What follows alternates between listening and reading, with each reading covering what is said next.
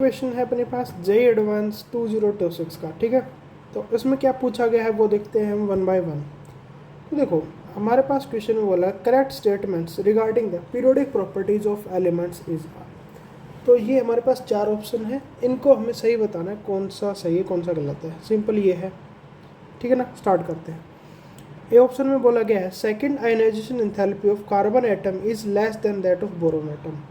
क्या लिख दिया कुछ नहीं पता। सिंपल हम देखेंगे कार्बन है, कार्बन का इलेक्ट्रॉनिक कॉन्फ़िगरेशन होता है 2s2 2p2। इससे एक इलेक्ट्रॉन निकल जाता है तो हमारे पास कार्बन पॉजिटिव बनता है, वो हो जाएगा 2s2 2p1। और इससे एक और जब हम कार्बन निकाल देंगे, कार्बन नहीं निकालना है इलेक्ट्रॉन निकालना है, तो बनेगा 2s2, ठीक है।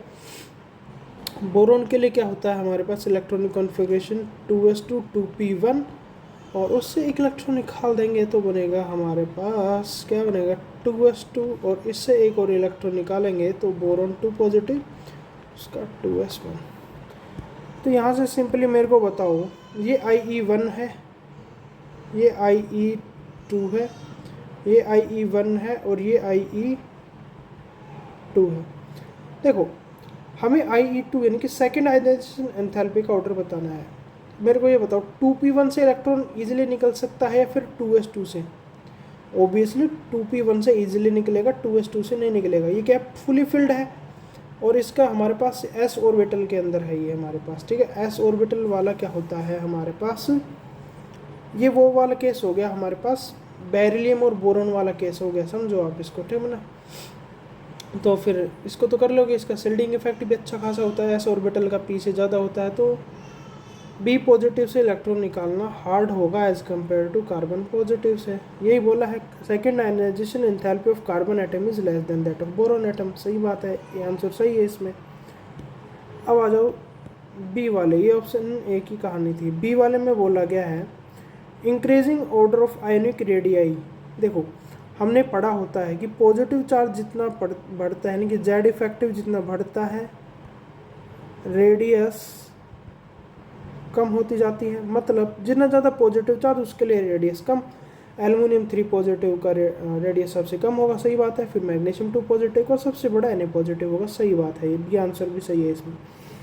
सी वाले में क्या बोला गया है, देखो under identical conditions in solid state the density of potassium metal is more than density of sodium metal. ये सी वाले में क्या होता है, सोडियम की हमारे पास डेंसिटी ज़्यादा होती है किससे, पोटाशियम से। ये हमें याद होना चाहिए, एस ब्लॉक एलिमेंट में डाटा दे रखा है। इसने बोला है कि भाई के की ज़्यादा होनी चाहिए Na से, ये गलत है। ये सही है कि यानी कि सोडियम की ज़्यादा होती है पोटाशियम से, तो ये आंसर गलत है, सी वाला नहीं होगा इसमें। अब डी वाले में देखो the HH bond is weaker then that FF bond.